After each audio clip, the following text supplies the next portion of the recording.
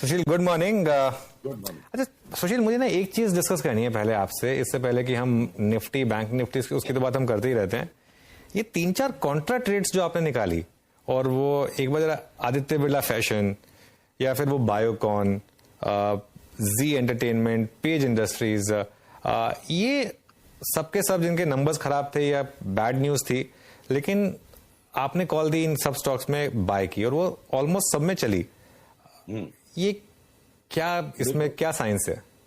देखिए अनुज जी, ये सिर्फ खराब रिजल्ट पे जो सेल ऑफ होके, क्लाइमैक्टिक सेल ऑफ होके बॉटम बन गया, सिर्फ यही नहीं हो रहा है। आपने बहुत बखूबी इसको पकड़ा था और काफी सचेत किया था रिटेल इन्वेस्टर्स को कि आउटस्टैंडिंग बढ़िया रिजल्ट आते हैं, स्टॉक टॉप हो जाता है, तो पहले से आपको स्टॉक की पोजीशनिंग देखनी चाहिए। एक उदाहरण के तौर पर हम एबीएफआरएल की इस चार्ट को सहारा बनाते हैं। तो देखिए, ये कोई नया विज्ञान नहीं है। भगवत गीता में भगवान ने कुछ चौथे अध्याय में बताया कि सचेत मन से हम अपनी इंद्रियों के द्वारा सिर्फ उन्हीं चीजों को ढूंढते हैं जो हमारे एग्जिस्टिंग अचेत मन के बायसेस को कंफर्म करता है। और मॉडर्न साइकोलॉजी में भी क्लिनिकल एक्सपेरिमेंट्स में, सैकड़ों एक्सपेरिमेंट्स में साबित हो चुका है कि तकरीबन 7 सेकंड पहले तक हमारा अनकॉन्शियस माइंड डिसीजन ले चुका होता है, और यूजुअली हम अपनी सेंसोरियल इनपुट से, सो कॉल्ड फंडामेंटल न्यूज से कंफर्मेशंस को ढूंढते हैं।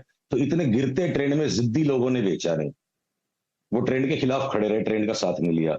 और अब जब पैंडिमोनियम और पैनिक आया है एबीएफआरएल में, तो वो उनकी ईगो के कारण कि अब हम इंटेलिजेंट लोग हैं और इतने खराब रिजल्ट के बाद और नहीं झेलेंगे। तो वही टॉप पे भी होता है, वही बॉटम पे भी होता है।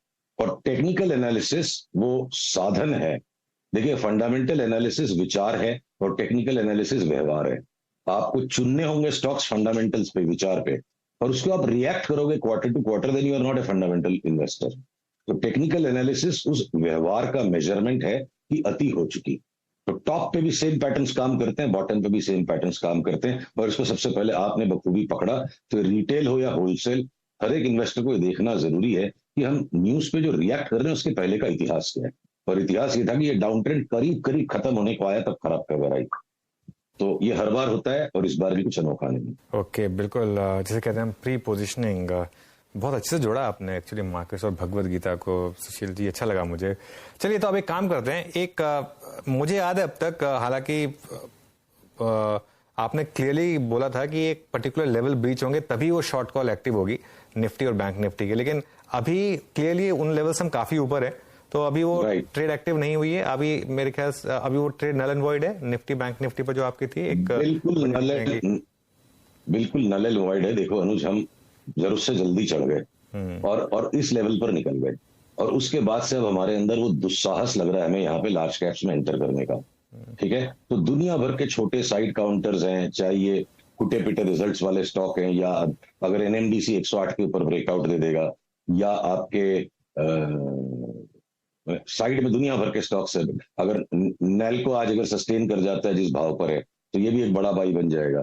तो जो स्टॉक्स चले ही नहीं है, लैगार्ड्स को इस वक्त लेने में भय नहीं लग रहा है। और आप देखो घूम फिर के रिबाउंड्स के अंदर, अब अगर आप, मैं मारुति की चार्ट के एक उदाहरण के तौर पर दिखाऊं, आ गया ये वापस अपने अच्छा खासा इसने रिबाउंड बना लिया, अब वापस इसने सेल सिग्नल जनरेट कर दिया कल। मारुति के बाद डीवीज लैब ने अगर बड़ा सेल सिग्नल जनरेट कर दिया कल। तो सिलेक्टिवली लार्ज कैप्स के अंदर वो एक टॉपी फीलिंग है। तो 100, 200, 250 पॉइंट जो भी हम निफ्टी पे तरस लेंगे एक बार, पर अब इस लेट स्टेज पे उनमें अभी के अभी तो घुसना मुझे बिल्कुल मुनासिब लगता नहीं है।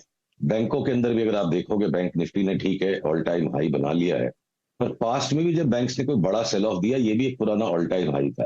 तो जिस तरह का कंटिन्यूअसली डिस्ट्रीब्यूटिव पैटर्न है, जिस लेवल तक जितना कमाना लिखा था कमा लिया, अब छूट गया, हमें इसके अंदर वेट करना पड़ेगा। तो ऐसे भी पैसे अनुज हमेशा सीमित ही होते हैं। दुनिया भर के बी ग्रुप स्टॉक्स और साइड एफ&ओ काउंटर्स पे कंटिन्यूअसली हमने लगातार वीक ऑन वीक आपको भी तेजी के स्टॉक्स बताए।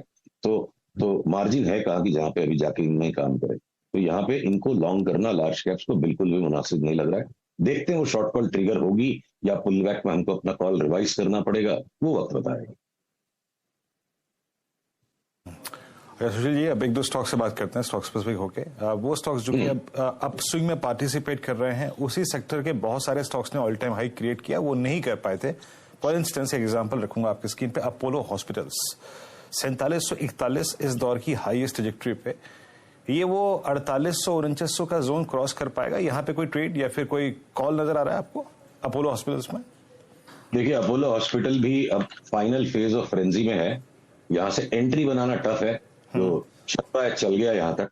अब देखिए, हमारा इनिशियल प्रोजेक्शन यहाँ से भी और यहाँ से भी था कि हम करीब करीब इस जोन पर आएंगे। अब वो आ चुका है वहां पे, ठीक है। तो इस जगह से कोई नई तेजी बना पाना मुनासिब नहीं है। आपको डिसीजन तभी लेना चाहिए, जीवन में भी और शेयर बाजार में भी, जब तीन बातें हैं। You can estimate the cost of decision. एक डिसीजन को, एक निर्णय को लेने का क्या खर्च हो सकता है, यानी आपको एक सेंसिबल स्टॉप लॉस मालूम होना चाहिए, चार्ट में दिखाने के लिए। अनिश्चितता का भी एक हमें मूल्य आंकना होगा कि अगर हम यहाँ पे अपोलो हॉस्पिटल नहीं लेते तो आखिर कितना जा सकता है, तो प्राय हाई तक जा सकता है।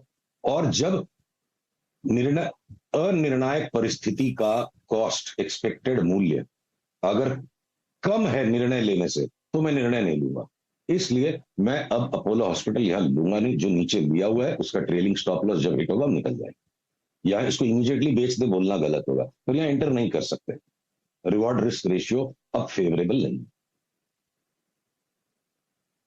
चलिए, अब रिस्क रिवॉर्ड रेशियो अपोलो को चेस करने में फेवरेबल नहीं है। अच्छा, पिछले 4-5 दिन में एक चीज और तब्दील हुई है सुशील जी, और वो है मेटल्स का चलना। और अगर आप निफ्टी मेटल इंडेक्स को देखें तो 6 फरवरी के बाद के हाईएस्ट क्लस्टर पे आके ट्रेड करता हुआ, ये आपको किस प्रकार की ट्रेड की अपॉर्चुनिटी दे रहा है? मेटल्स में आपको कोई ट्रेड मिल रहा हो तो बताइएगा, सेल ऑन राइज या फिर आप बाय के मोड में हो तो भी। देखिए, सिंपल सा काम कर सकते हैं। Steel authority of India limited ये स्विंग हाई को जब क्रॉस करे, इस स्विंग हाई को 8530 को, ये रेजिस्टेंस लाइन है, इस स्विंग हाई को जब क्रॉस करे 8535 को आप ट्रिगर बना लो। और वहां आप अगर लॉन्ग हो जाते हो, ₹2 स्टॉप लॉस पकड़ लीजिए, मोटी मोटी बात करते हैं, तो 102 तक की चाल इसमें बन सकती है। और वो 102 का प्रोजेक्शन सिंपल इन दो रेखाओं को मैं प्रोजेक्ट करके बना रहा हूं। कोई मुझे यहाँ से long term bull market steel authority में शुरू हो गया ऐसा नहीं लगता। आप उसी तर्ज पर अगर एनएमडीसी को भी मेटल्स में ही गिन लो पल भर के लिए, इसमें सट्टा करने की बजाय अगर आप डिलीवरी का ट्रेड करते हो, पावरफुल ट्रायंगुलर पैटर्न का कंसोलिडेशन बना के, इतना बड़ा बुल रन जो हुआ पहले, उसके बाद एक बड़ा कंसोलिडेशन बना के स्टॉक बड़े ब्रेकआउट को तैयार है। तो भले एफ&ओ में भी है, अब ये ब्रेकआउट दे चुका है। यहाँ पे सट्टा करने की बजाय 2-3 रुपए की बर्दाश्त, 4 रुपए की बर्दाश्त रख के डिलीवरी लेते हैं, तो मुझे लगता है डबल भी हो जाएगा तो बड़ी बात नहीं। तो वो 6 महीने का ट्रेड है, और steel authority of India limited 2 सप्ताह का ट्रेड है। नालको जो एक extremely large dividend paying company है, और ये स्टॉक चला ही नहीं है। अब हो सकता है कि इसके अंदर में भी एक ये ब्रेकआउट आ चुका हो। ये ब्रेकआउट थोड़ा पुअर क्वालिटी का, इसीलिए मैं बिल्कुल टेबल थंपिंग कॉल नहीं दे रहा हूँ। पर नालको का स्टॉक यहाँ से लेके आप ₹1.5 का स्टॉप लॉस लेकर के आजमाना चाहिए, और हो सकता है अगले पड़ाव में हमें 98-99 तक देखने को मिले, और उसके बाद हम फैसला करेंगे कि क्या ये एक लंबी चाल शुरू हो चुकी है 135-40 जाने के लिए। तो डिविडेंड रिच नालको और एनएमडीसी सट्टा करने की बजाय आप डिलीवरी लेके बैठो, और आपको शॉर्ट टर्म ट्रेडिंग करनी है तो steel authority of India limited में एक अच्छा खासा 20% का फंड अब बनता है।